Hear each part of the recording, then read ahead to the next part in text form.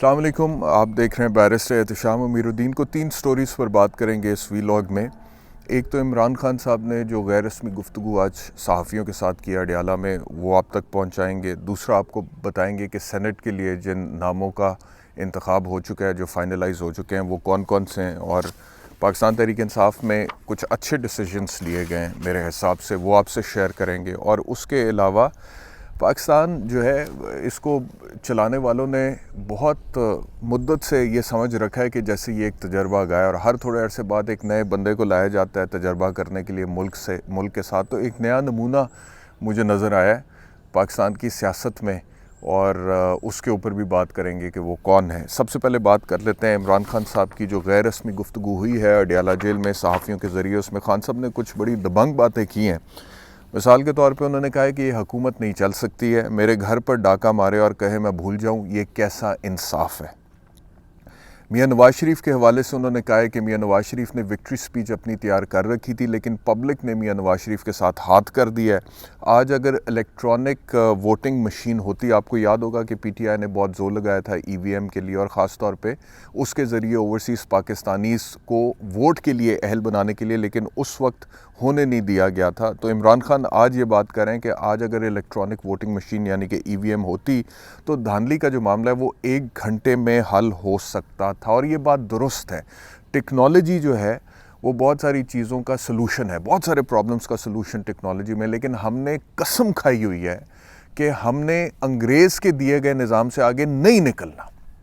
चाहे वो पटवार खाने में ज़मीनों का रिकॉर्ड है, वो इतने इतने थद्दे रजिस्टर्स के जिसमें पटवारी साहब अपनी मर्ज़ी से कोई नोट डाल देता है, कहीं पे कोई कुछ लिख देता है, और आप उसको पकड़ नहीं सकते हैं, और उसके बाद साल हर साल लग जाते हैं उसकी दुरुस्तगी में। चाहे वो यहाँ पे आप देखें 15 मिनट में अमेरिका में या दुबई में या किसी भी और ऐसे मुल्क में जहाँ पे रजिस्टर्ड लैंड का कॉन्सेप्ट है, 15 मिनट में मिलियंस ऑफ डॉलर्स की जो प्रॉपर्टी है वो ट्रांसफ़र हो जाती है without any dispute, without any conflict, और चीज़ें बिल्कुल क्रिस्टल क्लियर होती हैं। लेकिन बहरहाल इसी तरह मिसाल के तौर पे अगर वोट का मामला है, उसके अंदर टेक्नोलॉजी को आप ले आएँ, इलेक्ट्रॉनिक वोटिंग मशीन को ले आएँ, तो उससे वो मामला हल हो सकता है कि वोट असल है, जेन्युइन है या जाली है। लेकिन हमने किया नहीं। क्यों नहीं किया, ये एक बहुत बड़ा सवाल है। जब पूरी दुनिया टेक्नोलॉजी की तरफ जा रही है, हम उससे भाग रहे हैं। तो क्यों भाग रहे हैं? इसलिए भाग रहे हैं क्योंकि 8 फरवरी 2024 जैसे इंतखाबात ही कराना चाहते हैं हम पाकिस्तान में, कि ऐसे ही इलेक्शन हो, ऐसा ही इंतखाब हो, और ताकि अपनी मर्ज़ी से कुछ मामला जो है उनको चलाया जा सके। तो बहरहाल खान साहब कहते हैं जी कि ईवीएम होती तो धांधली का मामला 1 घंटे में हल हो सकता था। मज़ीद उन्होंने कहा, दबंग बात की कि मैंडेट चोरी करके दुश्मनी की गई है और गद्दारी की गई है, इस पर आर्टिकल 6 लगता है। और ये कोई छोटी बात वाकई नहीं है। मतलब कि जमहूर ने अपनी जो अपना जो इजहार किया है, जिसको मैंडेट दिया, अगर उसमें रद्दोबदल किया जाता है और नियतन किया जाता है, तो एक बहुत बड़ा गैर कानूनी अमल है। तो उस हवाले से इमरान खान का कहना है कि आर्टिकल 6 लगता है उसके ऊपर। धांधली के सबूत इकट्ठे करके वो कह रहे हैं कि अगले हफ्ते सुप्रीम कोर्ट में चले जाएंगे। वोट को इज़्ज़त दो की बात करने वाला बूट को इज़्ज़त देना शुरू हो गया है। शरीफ ख़ानदान का बूट के बगैर गुजारा नहीं है। मईशत डूब रही है, सख्त रिफॉर्म्स की ज़रूरत है। और फिर जर्मनी और जापान की मिसाल उन्होंने दी है कि सेकेंड वर्ल्ड वॉर के बाद जर्मनी और जापान मुकम्मल तौर पर तबाह हो गए थे, लेकिन उसके बाद फिर एक वसी पैमाने पर रिफॉर्म्स का सिलसिला शुरू हुआ था। और आज आप देखें कि जर्मनी कहाँ पर है और जापान कहाँ पर है, और पूरी दुनिया में जर्मन कार्स और जापानीज़ कार्स की आप देखें कि किस तरह से कंजम्पशन है। इसके अलावा जो पॉलिटिकल पॉइंट ऑफ व्यू से गुफ्तगू इमरान खान की रिपोर्ट हो रही है, वो ये है कि जी उन्होंने ये कहा है कि सिर्फ सुन्नी इत्तेहाद काउंसिल से इत्तेहाद करना गलती थी। बातचीत मजलिस वहदतुल मुस्लिमीन से भी हो रही थी, बकौल इमरान खान के सुन्नी इत्तेहाद काउंसिल से, और शेरानी ग्रुप से भी हो रही थी। तो इस गुफ्तगू में सहाफ़ियों से बात करते हुए इमरान खान ने कहा है कि तीनों के साथ इत्तेहाद करना चाहिए था, सिर्फ सुन्नी इत्तेहाद काउंसिल के साथ नहीं करना चाहिए था। इसके अलावा IMF के दफ्तर के बाहर यहाँ पर अमेरिका में जो एहतजाज हुआ है, उसके हवाले से उन्होंने कहा है कि एहतजाज होना चाहिए, लेकिन जो फ़ौज मुखालिफ बैनर्स थे उससे लाइल्मी का इजहार किया है। और कर्ज़ के हवाले से मज़ीद उन्होंने कहा है कि कर्ज़ मिलने से पहले सियासी इस्तेहकाम ज़रूरी है। और जब सहाफ़ी ने उनसे सवाल पूछा कि आपने अपने टाइम पे तो आईएमएफ से कर्ज़ लिया था, अभी आप कह रहे हैं कि आईएमएफ पहले कर्ज़ ना दे, तो उसके ऊपर उन्होंने कहा है कि उस वक्त आईएमएफ से कर्ज़ लेना मजबूरी था, 3 मुल्कों से कर्ज़ा लेने के बावजूद ख़र्चा पूरा नहीं हो रहा था, तो फिर हमें आईएमएफ की तरफ जाना पड़ा था। और अभी भी मेरा ख्याल है कि इमरान खान का जो मौक़िफ़ है वो ये नहीं है कि आईएमएफ से कर्ज़ ही नहीं लेना चाहिए, वो उसको मशरूत कर रहे हैं कि जो इलेक्शंस के हवाले से धांधली के इल्ज़ामात हैं, आईएमएफ उस पर तहकीकात की शर्त सामने रखे रियासत पाकिस्तान के सामने और फिर किस्त रिलीज़ करे। लेकिन यहाँ पर मुझे इस वजह से इख्तलाफ है इस बात से, क्योंकि मैंने पहले भी अपने वीलॉग में कहा और आज फिर कहता हूँ कि ये जो इदारे हैं, चाहे आईएमएफ है, चाहे यूनाइटेड नेशंस है, या इंटरनेशनल कोर्ट ऑफ जस्टिस, या इंटरनेशनल क्रिमिनल कोर्ट, या वर्ल्ड बैंक है, इनका इंटरेस्ट नहीं है कि कितनी चीज़ें फेयर चल रही हैं पाकिस्तान। हाँ, इनके मंशूर में ज़रूर लिखा हुआ है, इनके मैनिफेस्टोज़ में ज़रूर लिखा हुआ है, लेकिन इनकी बुनियादी मोटिवेशन ये नहीं होती है कि पाकिस्तान, इन्होंने अपना मिसाल के तौर पे अब देखें, किसी ने कर्ज़ देना है, उसने ये देखना है कि मैं कर्ज़ दे रहा हूँ तो कर्ज़ देने के बाद इसके डिसीजंस पर मेरा कितना होल्ड होगा, या फिर मुझे कर्ज़ सूद समेत कितना वापस आएगा, माली फ़ायदा कितना होगा, अगर ये डिफ़ॉल्ट करता है तो मेरे पास किन चीज़ों के ऊपर मॉर्गेज है, गिरवी रख लूँ, इसके एसेट्स जो मैं बेच के कल को अपना कर्ज़ सूद समेत, मुनाफे समेत, उनका ये कंसर्न है। तो ये जब पहले भी पाकिस्तान तहरीक इंसाफ ने बात उठाई थी तो मैंने तब भी कहा था कि आईएमएफ कभी भी मेरा नहीं ख्याल कि ये करेगी कि अपनी कर्ज़ की शर्त को इलेक्शन में होने वाली धांधली के इल्ज़ामात पर तहकीकात से मंसूब करेगी। उनका इंटरेस्ट जो है उनका, वो they do not really care कि पाकिस्तान में कौन रूल कर रहा है और किस तरह से रूल कर रहा है। एक जेन्युइन इलेक्शन के नतीजे में हुकूमत आई है या फिर एक रिग्ड इलेक्शन के नतीजे में हुकूमत आई है, जिसके साथ हम डील करें, as long as there is a face to deal with in Pakistan, जो कि उनकी डिमांड्स मानता है, तो वो they will be comfortable with it. तो मुझे नहीं लगता कि वो इतना फेयर होकर चलेंगे या चलना चाहते हैं जिस तरह से उम्मीद खान साहब को है, और उन्होंने फिर उस हवाले से जो बात की है। तो ये तो होगी इमरान खान की गुफ्तगू जेल से जो उन्होंने की है।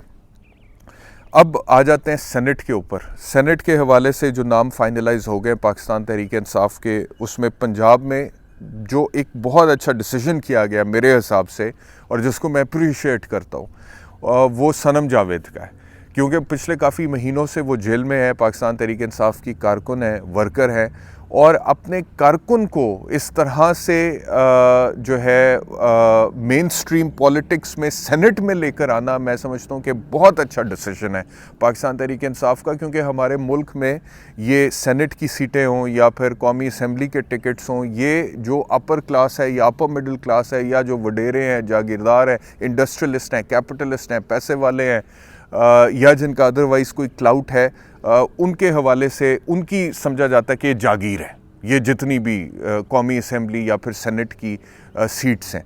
तो एक ख़ातून जिसने नज़रिए की बुनियाद पे पाकिस्तान तहरीक इंसाफ को या इमरान खान को सपोर्ट किया और उसके बाद फिर कुर्बानी दी है, जो कि पूरी कौम ने देखी और वो अंदर हैं, उसमें जेल में है, उनको सेनेट में अकोमोडेट किया जाना, जबकि पाकिस्तान तहरीक इंसाफ में और बहुत बड़े बड़े नाम थे और बहुत लोग इंटरेस्टेड थे सेनेट में जाने के लिए, और कोशिशें भी हुई हैं, लॉबिंग भी हुई हैं, लेकिन उसके बावजूद सनम जावेद जो कि जेल में बैठी हुई हैं, उनका फैमिली बैकग्राउंड बहुत हम्बल है, उनके जो हस्बैंड हैं वो टीचर हैं, पढ़ी लिखी फैमिली है, मिडिल क्लास फैमिली है, लेकिन और लॉबिंग शॉबिंग क्या उन्होंने जेल में बैठे हुए करनी थी, लेकिन उसके बावजूद उनको फाइनलाइज़ किया गया। तो मैं समझता हूँ कि ये एक अच्छा डिसीजन है।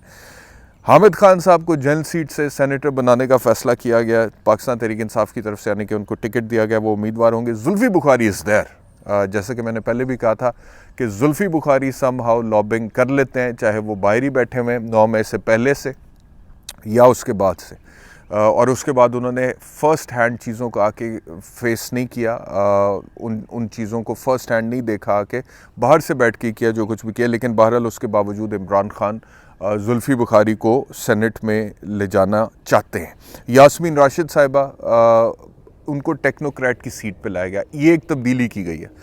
लास्ट टाइम जब बात की गई थी तो मैंने आपको बताया था कि ब्रिगेडियर सनम जावेद का नाम तब तक नहीं था, ब्रिगेडियर मुसद्दिक थे सनम जावेद की जगह, और उनको टेक्नोक्रेट के तौर पर किया जा रहा था अकोमोडेट, और यास्मीन राशिद को ख़वातीन की सीट पर लाया जा रहा। लेकिन ये तब्दीली की गई है कि ब्रिगेडियर मुसद्दिक का नाम ड्रॉप करके डॉक्टर यास्मीन राशिद को टेक्नोक्रेट की सीट पर अकोमोडेट किया जा रहा है और सनम जावेद को ख़वातीन की सीट पर अकोमोडेट किया जा रहा है। तो ये पंजाब से एक तब्दीली है। KPK के जो नाम है उसमें आयशा बानो है, रुबीना नाज हैं ख़वातीन की नशस्तों पर से, और टेक्नोक्रेट पे आज़म सवाती हैं, अरशद हुसैन है। जनरल सीट्स पे मुराद सईद का नाम है, फैसल जावेद ख़ान का नाम है, मिर्ज़ा अफरीदी है, इरफान सलीम है, खुरम ज़ीशान है। अच्छा, इसके अलावा मैं आपसे अर्ज़ करूं कि पाकिस्तान मुस्लिम लीग नवाज़ की बात करें तो परवेज़ रशीद मुस्तफ़ा रमदे, जस्टिस रिटायर्ड खलीम रमदे के साहबजादे हैं, मियाँ नवाज शरीफ साहब के दौर में अटर्नी जनरल वगैरह भी रहे। उनका नाम फ़ाइनल हुआ है। आहद चीमा मियाँ शहबाज शरीफ के फेवरेट, उनका नाम फ़ाइनल हुआ है। मोहसिन नकवी निगरान वफाकी वज़ीर आला पंजाब, वो अब सेनेटर बनने जा रहे हैं आज़ाद हैसियत में। मोहसिन नकवी की क्या बात है भाई, आज़ाद हैसियत में सेनेटर फिर से बनने जा रहे हैं। उनसे पूछा साफ़ी ने किस पार्टी की तरफ से, उन्होंने कहा कि मैं आज़ाद हूँ, सारी पार्टियाँ मुझे सपोर्ट करेंगी। अब आप समझ सकते हैं कि वो किस तरह आज़ाद आदमी जो चलता है ना और कामयाब होता है, वो असल में आज़ाद नहीं होता, वो माउथ पीस होता है, वो पपेट होता है, उसको हैंडल किया जा रहा है, उसके स्ट्रिंग्स पीछे कुछ लोगों के हाथ में होते हैं, वो उसको अकॉर्डिंगली डिक्टेट करते हैं, बताते हैं, पढ़ाते हैं, लिखाते हैं, दिखाते हैं, सिखाते हैं, और फिर कहते हैं कि परफॉर्म करो जाके, और वो अकॉर्डिंगली परफॉर्म करता है और बड़ा खुश परफॉर्म करता है। और मोहसिन नकवी खुश परफॉर्म कर रहे हैं, उन्होंने पहले भी किया, अभी भी करेंगे, आगे भी करने का इरादा रखते हैं, फ्लैट एक्सप्रेशंस के साथ। कुछ हो जाए, हमने देखा कि क्या क्या कुछ नहीं हुआ पंजाब में मोहसिन नकवी की वजारत आला में, कितना जुल्म नहीं हुआ, कानून की धज्जियाँ नहीं बिखर गई, कानून की बालादस्ती का सत्यानाश नहीं हो गया, पुलिस जो है वो एक ज़ॉम्बी बन गई पंजाब में मोहसिन नकवी के दौरे हुकूमत में। लेकिन मोहसिन नकवी से जब भी किसी भी रिपोर्टर ने, मीडिया पर्सन ने सवाल पूछा, फ्लैट एक्सप्रेशंस के साथ, कि जैसे कुछ हुआ ही नहीं, कोई बात ही नहीं है, अरे इतना ही आसान। ये एक ख़ास किस्म की मेंटालिटी होती है जिसमें फोकस सिर्फ अपने मफाद पे होना चाहिए कि मेरी चीज़ें ठीक हैं, मैं तरक्की कर रहा हूँ ज़ाती तौर पे, एंड देन आप रखें ये कानून की कब्र बना के या उसका ताबूत बना के उसके ऊपर पैर रखें और ऊपर चढ़ते चले जाएं मंजिलें, ये सोच होती है। बहरहाल अनफॉर्चुनेट है। तो मोहसिन नकवी साहब भी सेनेटर बनने जा रहे हैं जी, और बन जाएंगे, आज़ाद हैसियत में भी बनेंगे, वो वज़ीर दाखिला वफाकी उनका नाम आ चुका हुआ है। अच्छा, मैं जो वीलॉग के शुरू में आपसे बात की है ना कि एक नया नमूना, वो इस वजह से मैंने कहा है, माजरत के साथ, मैं अदरवाइज़ पर्सनल कोई बात नहीं कर रहा या पर्सनल कोई अटैक नहीं कर रहा, लेकिन मैं देख रहा था वो बयान दिया उन्होंने मीडिया से गुफ्तगू करते हुए, आपके नए वफाकी वज़ीर ख़ज़ाना मोहम्मद औरंगज़ेब साहब आए हैं कहीं से, तो उन्होंने कहा जी कि पाकिस्तान की मईशत को बहरानों से निकालेंगे, निचकारी करेंगे, पहला नंबर PIA का है, सेनेट के कागजात जमा करवा दिए उन्होंने भी, वफाकी वज़ीर ख़ज़ाना वो हैं, अब वो सेनेटर बनने जा रहे हैं। तो उन्होंने कहा जी पाकिस्तान की शहरियत लेकर बहुत अच्छा लगा। तो वो मैं देख रहा था, मैं कह रहा था कि पाकिस्तान की किस्मत है कि हर कुछ अरसे बाद इस मुल्क को तजर्बा गा समझा हुआ है, और इसके साथ कभी कोई शौकत अजीज़ आ जाता है, कभी कोई हफीज़ शेख आ जाता है, कभी कोई मोइन कुरैशी आ जाता है। ये सब बाहर IMF में और ये दीगर इदारों में काम करते हैं और बाहर के मुल्कों में रहते हैं, और फिर हुकूमत करने के लिए ये हम ही थे जिन्होंने तालीम मुकम्मल करने के बाद कहा जी नहीं जी नहीं, पाकिस्तान वापस जाके पाकिस्तान की खिदमत करनी। और किसी को, लोगों को लगता था ये अपनी एंकरिंग के लिए, अपने कोई मामलात के लिए, नहीं तो कौन कुर्बानी देता है, कौन जाता है वापस जाके। बहुत सारी अपॉर्चुनिटीज़ थी जो छोड़ के, जिनकी तरफ देखा भी नहीं है, और वापस गए और जवानी दी अपनी पाकिस्तान को वापस जाके। अब आके वापस दोबारा इधर बैठे, कुछ वजह से बैठे। अब कोई पूछे हमें कि क्यों बैठे हैं तो बताएंगे कि क्यों बैठे, और अगले का मुंह बंद करेंगे, बताएंगे कि क्यों आके बैठना पड़ा, क्यों बैठे हैं आप, बताएंगे। तो लेकिन बहरहाल वो जो है जी मोहम्मद औरंगज़ेब साहब पता नहीं कहाँ से आए हैं। आप लोग मुझे बताएं, मैं नहीं बताऊंगा, आप लोग मुझे बताएं कमेंट्स में कि कहाँ से आए हैं, कि आके आते साथ ही वफाकी वज़ीर ख़ज़ाना बने और शहरियत लेके बहुत अच्छा लग रहा है पाकिस्तान की, बहुत अच्छा लग रहा है। वफाकी वज़ीर ख़ज़ाना बनाओगे और साथ शहरियत मिलेगी तो मुझे बहुत अच्छा लग रहा है। तो अब वो करेंगे पाकिस्तान की इकॉनमी के साथ एक्सपेरिमेंट। अब वो कहते हैं हम निचकारी, और ऐसा ही बंदा चाहिए होता है निचकारी, जिसकी ग्रास रूट लेवल पे रूट्स होती हैं सियासी तौर पे। वो निचकारी जैसा फैसला शायद नहीं कर सकता, या उसकी बड़ा हाई मॉरल ग्राउंड पे। मिसाल के तौर पे अभी की मैं बात करूं तो इमरान खान, अगर इमरान खान फैसला करे निजकारी करने का तो मेरे ख्याल में लोग एक्सेप्ट करेंगे कि हाँ ये मुल्क के मुफाद में ही हो रही है, इसमें कोई ये नहीं होगा कि नेशनल एसेट्स बेच के, कौमी असासे बेच के कोई करप्शन या ये वो इधर उधर कमीशन किकबैक्स में मामलात निकल जाएंगे। तो या तो इस तरह की रेपुटेशन हो जैसे इस वक्त इमरान खान की है, तो फिर लोग निजकारी पे एग्री करेंगे, या फिर कोई ऐसा बंदा हो जिसने जवाब ही नहीं देना अवाम को, लोग सोचते रहे उसके बारे में, कहते रहे जो मर्जी, जैसे नकवी साहब को जो मर्जी कहते रहे, उन्हें क्या फ़र्क पड़ता है, उनकी क्या ग्रास रूट लेवल पे कोई है ऐसी, उन्होंने क्रेडिबिलिटी बनाई है, साल हा साल दी हैं अवाम में अपने कि जी नज़रियाती तौर पे कि जिसको कोई किसी किस्म का डेंट डाल सकता है। तो औरंगज़ेब साहब को क्या, जिन्होंने अभी आके नेशनैलिटी ली है पाकिस्तान की, और वो कह रहे हैं बड़ी खुशी हुई है मुझे शहरियत लेके, और अब इसलिए कि जी सेनेटर बनना था और वफाकी वज़ीर ख़जाना बनना था, तो उनको क्या फ़र्क पड़ेगा, लोग जो भी कहें, वो PIA की निजकारी होती है, जो भी लोग कहें वो करेंगे, कर देंगे। अभी मैं उस पर नहीं जा रहा फैसला दुरुस्त है या गलत है, मैं सिर्फ एक बात कर रहा हूँ कि कौन निजकारी कर रहा है, लोग क्या सोचेंगे, क्योंकि निजकारी एक बहुत बड़ा इशू है जो गले की हड्डी बना हुआ है बहुत अरसे से, कि ये होनी चाहिए नहीं होनी चाहिए, और होगी तो कौन करेगा, और करेगा तो किन टर्म्स एंड कंडीशंस पे करेगा। ये कौमी असासे हैं, इनको मैनेजमेंट बेहतर होनी चाहिए या बेच दिया जाना चाहिए। तो बहरहाल ये है जी कुछ ख़बरें जो आपके साथ शेयर करनी थी। और इसके अलावा CM KP के अली मीन गंडापुर की और इमरान खान की मुलाकात तकरीबन कोई 30 मिनट की अडयाला जेल के कॉन्फ्रेंस रूम में हुई है, और सियासी सूरत हाल पर तबादला ख्याल हुआ है। और अली मीन गंडापुर इस वक्त जो है वो इमरान खान के साथ बहुत क्लोज़ कोऑर्डिनेशन में और कंसल्टेशन के साथ चल रहे हैं, और बड़ी अहम सीट पर उनको बिठाया इमरान खान ने, भरपूर एतमाद किया, और वो उस पर पूरा उतरने की कोशिश करें। शुक्रिया ये वीलॉग देखने के लिए। इंशाल्लाह अगले वीलॉग में आपसे दोबारा मुलाकात होगी। अपना ख्याल रखिए। अल्लाह हाफ़िज़।